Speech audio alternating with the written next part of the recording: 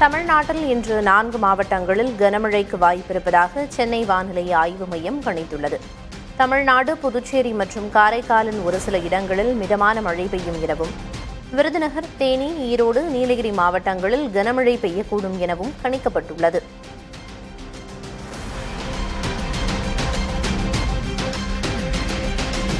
தமிழ்நாட்டில் நாளை 3 மாவட்டங்களில் கனமழை பெய்யக்கூடும் என தெரிவிக்கப்பட்டுள்ளது. தென் தமிழ்நாடு மற்றும் மேற்கு தொடர்ச்சி மலை மாவட்டங்களின் ஓரிரு இடங்களில் மிதமான மழை பெய்யும் என கணிக்கப்பட்டுள்ளது. விருதுநகர், தேனி, திண்டுக்கல் மாவட்டங்களின் மலைப்பகுதிகளில் கனமழை பெய்ய வாய்ப்பிருப்பதாகவும் கூறப்பட்டுள்ளது.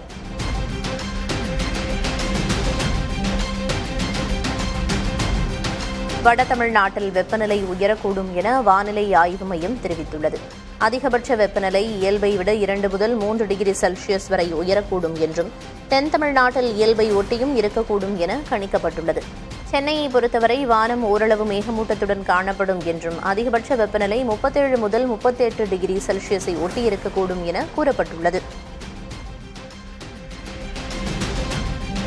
கும்பகோணம் அருகே சுவாமிமலை சுவாமிநாத கோயில் பங்குனி திருவிழாவின் சிகர நிகழ்ச்சியாக விநாயகர் யானை வடிவில் வந்து வள்ளியை துரத்தும் ஐதீக வைபவம் நடைபெற்றது. முருகனின் அறுபடை வீடுகளில் 4ஆம் படை வீடான இக்கோயிலில் பங்குனி பெருவிழாவின் முக்கிய நிகழ்வான வள்ளி கல்யாணம் நடந்தது. இதையொட்டி முதுமை வேடத்தில் இருக்கும் முருகனை திருமணம் செய்து கொள்ள வற்புறுத்தி விநாயகர் யானை வடிவில் வந்து வள்ளியை துரத்தும் ஐதீக வைபவம் திருவலஞ்சுழி அரசலாற்றங்கரையில் அதிகாலையில் நடைபெற்றது. தொடர்ந்து வள்ளி முருகனை திருமணம் செய்து கொள்வதாக அமையும் திருமண காட்சியும் நடைபெற்றது.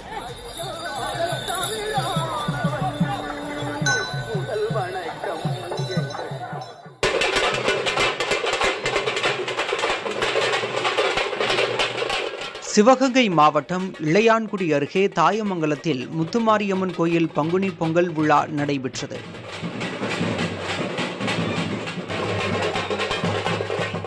இதையொட்டி ஏராளமான பக்தர்கள் தீச்சட்டி, கரும்பாலை தொட்டில், 1000 கண் பானை, பால்குடம் எடுத்து ஊர்வலமாக வந்து அம்மனை வழிபட்டனர்.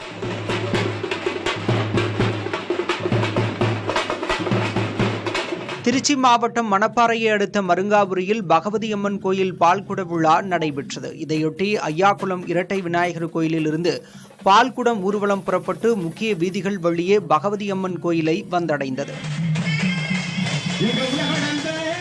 இதில் ஏராளமான பக்தர்கள் பால்குடங்கள் சுமந்தும், அக்னி சட்டி எடுத்தும், அலகு குத்தியும் வந்து அம்மனுக்கு நேர்த்தி கடன் செலுத்தினர்.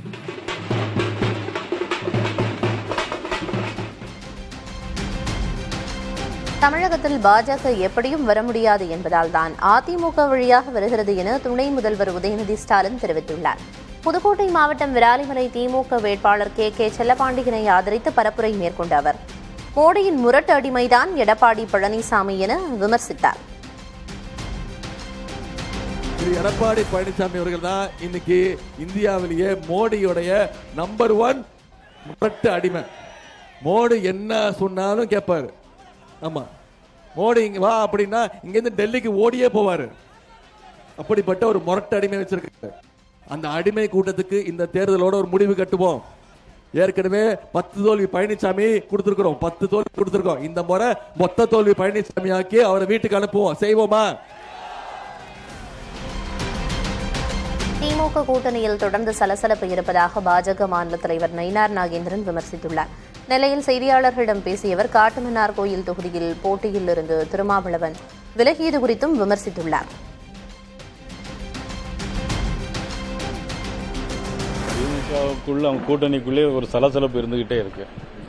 ஏற்கனவே காங்கிரஸ் கட்சி கூட்டணி அவங்க எப்படி சேர்ந்தாங்க அப்படிங்கிறத பார்த்தாலே பெரிய சலசலப்புக்கு மத்தியில் தான் இன்னைக்கு காங்கிரஸ் கட்சி கூட்டணியில் சேர்ந்தாங்க. மாணிக்க தாகூர் ஒரு பக்கம், பிறகு காங்கிரஸ் கட்சிய மூத்த தலைவர்கள் விருப்பமில்லாத காரணங்கள், அதுபோல் இன்னைக்கு விடுதலை சிறுத்தைகள் தலைவர் மதிப்புக்குரிய திருமாவளவன் அவர்கள் வெளியே வந்திருக்கிறார். அந்த தொகுதியிலும் வெளியே வந்திருக்காங்க. அது அவங்களுடைய கூட்டணியினுடைய சலசலப்பை காட்டுது. இந்தியன் 2 திரைப்படத்தை சுட்டிக்காட்டி பேசிய செல்லூர் ராஜு, அதிக விளம்பரங்கள் இருந்தாலும் மக்கள் ஆதரவு இருந்தால்தான் படம் ஓடும் என கூறியுள்ளார். மதுரையில் செய்தியாளர்களிடம் பேசியவர், மதுரை மேற்கு தொகுதி மக்களின் வீட்டுப்பிள்ளை என்பதால் தனக்கு மட்டுமே மக்களின் ஆதரவு இருப்பதாகவும் தெரிவித்தார்.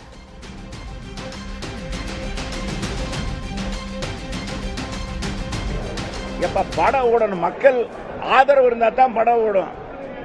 இந்தியன் 2 படத்துக்கு கொடுக்காத விளம்பரமா எத்தனை படங்களுக்கு விளம்பரம் கொடுத்தாங்க, என்னன்னா பில்டப் கொடுத்தாங்க, ஏத்துக்கிட்டாங்களா? மக்கள் இல்ல. மக்கள் களத்துல சாதாரண எடுத்த படம் வெற்றி அடையுது. இந்த தாய் கிழவின்னு ஒரு படம் எடுத்தாங்க, இந்த தாய் கிழவி இன்னைக்கு பிச்சுக்கிட்டு போகுது.